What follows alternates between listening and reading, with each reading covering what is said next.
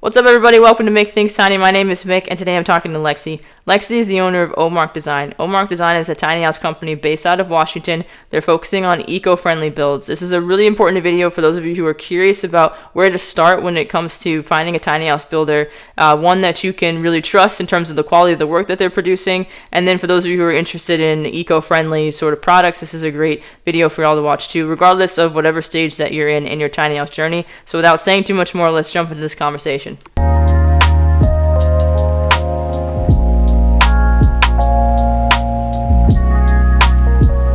Okay, I'm here today with Lexi Catton, the owner of OMARC Design. Lexi, thank you so much for being on the channel. Can you just tell us a little bit about like how you got started, like why you chose tiny homes, even how you came up with the name? The name for your company is pretty cool too. Yeah, absolutely. So organic moment architecture kind of came from the idea that architecture should be more centered around towards people, how they feel in a space rather than, the materials you use or, everything else that people are focused on these days. So it really should be centered around how a space makes you feel. And so the whole idea of organic moment architecture is that um, people can have affordable living and still have it be eco-friendly and bring in different groups of people to the tiny house community. Mhm. And as for tiny homes, I got started with a um, degree from Portland State University, bachelor's of science in architecture, and worked for an architecture firm for a little bit. Decided it wasn't for me. I was designing a lot of bathrooms and wanted to do something a little bit more my style. And so, I moved out here to Wenatchee. I'm located in Wenatchee, Washington, and yeah, just kind of got started building and designing. Cool. How long ago did you start the Mhm. company? About a year and a half ago. Okay, cool. It's pretty new. That's awesome. Yeah. That's really cool. I mean, I hear what you're saying. Like, I think that, with tiny houses in general, people will just like assume it means that they're like more sustainable or more eco-friendly, and that's definitely not necessarily the case. So I think it's really great that you make a point to sort of say that to people because I don't really see too many companies sort of like putting that in their like in their advertising or in their branding, like talking about that. I know within the industry you have like the different certifications, like you can be like NOAA Mhm. certified, that sort of thing, but coming down to sort of like the details of your build process and the materials that you use, I don't feel like people are necessarily saying it as much about that. um do you feel like what are your thoughts on the tiny house industry in general when you're talking about sort of like the eco-friendly side of things? Like what are the different areas where people, as a consumer, you need to pay attention to, like, these steps in the process, or like these are the questions you ask to find out if a builder's like eco-friendly, that sort of thing. Yeah, so in general, kind of like anything, the more manufactured it is, the less likely it is to be eco-friendly. Hmm. So these larger companies that are producing large amounts of tiny homes or plans, things like that, those are much less likely to be eco-friendly because they're getting their materials at bulk pricing, and it doesn't really matter to them where it comes from. Hmm.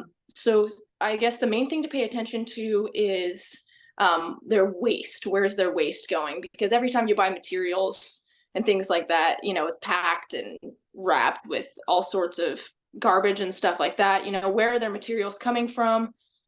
You can ask, how much of this house is recycled? How much of this material, is being wasted? Are they buying 12-foot poles and cutting them down to 6 feet? Like, Hmm. yeah, so those are some main things to focus on. The way that we're able to do it and keep it affordable is that we really look for reused materials. Okay. So we're always looking for secondhand windows or doors or things like that that don't lose their integrity when they're a reused material. But obviously, we don't reuse everything. Hmm.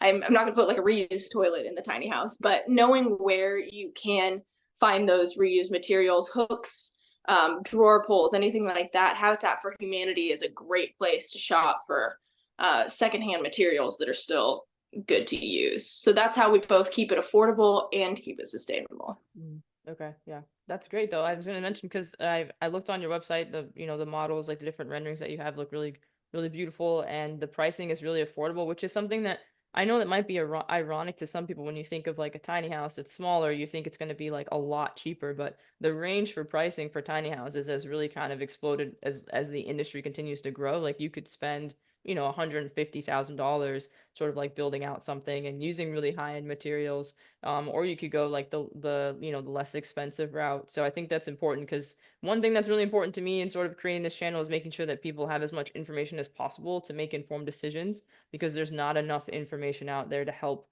consumers sort of like navigate this industry and make good choices with all the different, you can buy a tiny house on Amazon, which is really interesting, but that could potentially create some problems when it comes to transparency and like what you're actually getting. So I think that makes a lot of sense too. What are the types of models that you offer? Like, do you offer like certain like specific models? Are they set? Like, do you focus more on like custom builds? Like, what's your sort of like design process like? Yeah, a little bit of both. We aren't doing quite as much with custom work right now, Mhm. but we will expand into that in the future. We've got a couple base models. We've got a loft home and a single story, which both are, our baseline builds to really make sure that we have affordable options right off the bat. We're going to expand more into custom stuff and a little bit more into a little higher price range, not anything crazy, but making sure that it does have kind of a second story or it's a little bit longer or something like that. But we really wanted to make sure that first and foremost there are options for people that aren't $100,000. Mhm.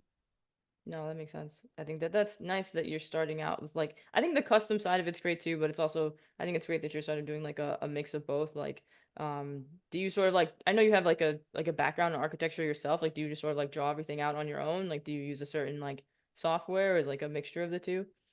Yeah, so I draft everything in Revit architecture, which is an industry standard. It is the kind of the number one thing besides Rhino that architects will use. So it's really easy to do everything from, drafting to rendering, everything right there in the same software. So that's generally what I use. I was trained in that from my architecture internship, not actually my Okay. um, degree. Okay, cool. Do you have a tiny house yourself, or is it just like building them right now? Yeah, I actually live in an RV that I flipped. Oh, So yeah, it's if on my website there should be a link to it as well, okay. like the whole RV build. It's neat. I really enjoy it, and I am not. No part of it is not for me. I guess that's a weird way to Yeah. say that, but Yeah. I really enjoy every part of it. So. No, I think that makes it easier. I feel like, to get up and go to work every day if you enjoy what you do. So I think that's really great for you. I think that's awesome. I know that you said the company has been running for about a year and a half now. Have there been any sort of like challenges that you faced in the process? Like what are some of the things that you've had to sort of like work through? Yeah, I mean, absolutely. Tiny homes are expensive. Any way you slice Mhm. it, materials are expensive. And I did not start with any capital. And I didn't want to start with a loan either. So I actually got started through a process called bootstrapping, which is just where you're like working another job and you're tossing all your extra money into your Yep. business. Yeah. And so that's kind of how I got going. And that's been my main challenge is, having the funding. And sometimes, I have to pause on what I'm doing. And I've got Mhm. half the walls up and I can't afford the rest of the walls. So I got to wait till paycheck next week. So Yeah. that's our main battle. But now we're kind of at the end of that because once this next model sells, we'll be in much better financial shape as a company. Hmm. And lost my train of thought there. But yeah, that's kind of our main focus right now. And then we're pushing into more of the marketing side and Hmm. generating leads because obviously not everyone can afford to spend Yep. 40 or $50,000 out of pocket on any given day. I Hmm. mean that very much narrows down your target audience and your market. For sure. So finding those quality people and getting connected to people that can both afford it and want it. Hmm. Yeah, no, I agree. Think that is a difficult one, especially when like people don't really know where to go when they're like, okay, like I want to buy a tiny house, but then they have no idea like where to go or how to find people, and then how do you vet the people? Like when you Google tiny house near me, like you'll get like a bunch of different random results, and you don't know like which one of those people is like, someone you want to work with. And I think it's important for people to like trust the person that is going to build their house. Like it's the same way you would trust your contractor if they were building like your standalone like traditional home.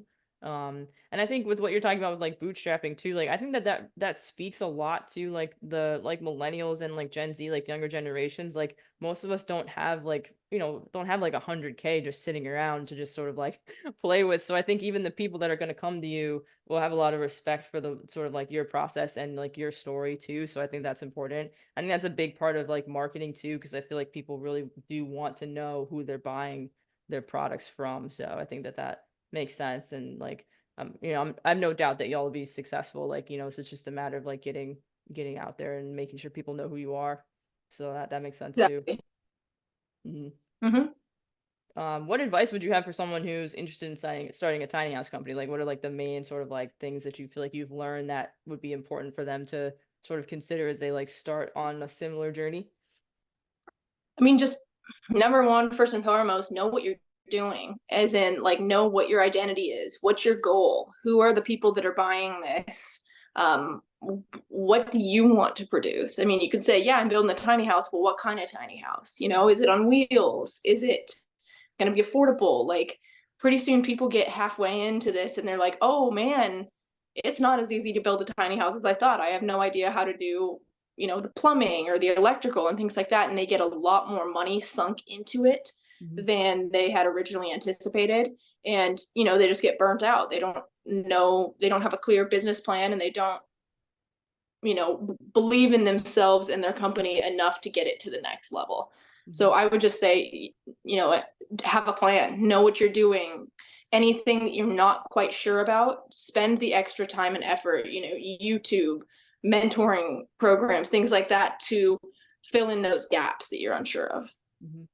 No, that makes sense. I think getting plugged into a community is really important too, like getting to, make sure that you're surrounded by people who can give you good advice and not just people who just give you generic advice, because it is a very specific industry. Like it is these are specific builds that people are doing. And I have no doubt in my mind that it's incredibly difficult. I have a lot of respect for everyone that's taking the time to get to know people and to, make quality builds and not just try to like pump them out as quickly as possible. So I think that's a really important thing to like for people to know and to think about too. So I appreciate you saying that. Absolutely. Cool. Well, I appreciate you taking the time to be on the channel too. Like again, like here to help. Like I want to help people, grow and like, get their name out there. So like I appreciate you taking the time to talk to me. Like I have no doubt that it's going to be helpful for someone watching the channel. Plenty of people just wondering like where to get tiny houses from, and I think you're really standing out in the space by making something that's eco-friendly too, because it's not something that people are really talking about, but I think it's important.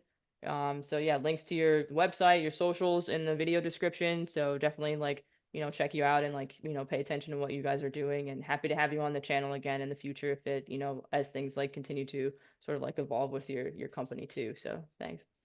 Yeah, absolutely. On my website, there are a couple PDFs under a tab called Think Tiny, Mhm. that are brilliant if you're thinking about starting a tiny house company or if you're thinking about buying a tiny house. And it's just a lot of questions as to what you want, to kind of narrow it down in terms of what you're looking for. Because, like you said, a lot of people are, oh, I want to buy a tiny house. Where do I start? Yeah, So for sure. that's the place to start, Mhm. is to get a clear vision of what you want. Cool. That's awesome. That's great that you sort of created that for people too. Like I think that's important for, people to be able to like go there and check that out and just and maybe it'll answer some of their questions that they have too. So I think that's awesome too. So Yeah, absolutely. Well, thank you for having me. yeah, of Look forward course. to being on your channel in the future. Yeah, for sure. All right, cool. I'll talk to you soon. All right. Have a great rest of your day. You too. All right, that was my conversation with Lexi. As a tiny house enthusiast who doesn't yet have their own tiny house, I found this to be a really helpful conversation, especially when thinking about like what's eco-friendly. What exactly does it mean? Like these are buzzwords, right? These are really important, sort of like cultural lingo right now, but it's really important to think about, okay, where the material source? Is this a builder that I can trust? Can they back up what they're saying when it comes to saying that they're environmentally friendly? So there's more to sustainability than just sort of like saying it. And I think Lexi really captured a lot of that in everything that they talked about. So please do take the time to check out out their website, check out their socials. Links to those are in the video here. Please do subscribe to my channel here at Make Things Tiny. If you're new to the channel, tap that notification bell so you find out when I drop new videos. I drop new videos every week. I hope this video was helpful for all of you who are sort of still like doing shopping, sort of like thinking about where to go and what builders to choose. So please do continue to follow what OMARC Design is doing. Please do continue to come here and watch the videos. You don't want to miss what's coming up in the future. Tiny house tours in the work, conversations with tiny house builders, more people living in tiny homes, more with design. So yeah, thank you so much, and don't forget to think tiny. I'll see you all in the next video.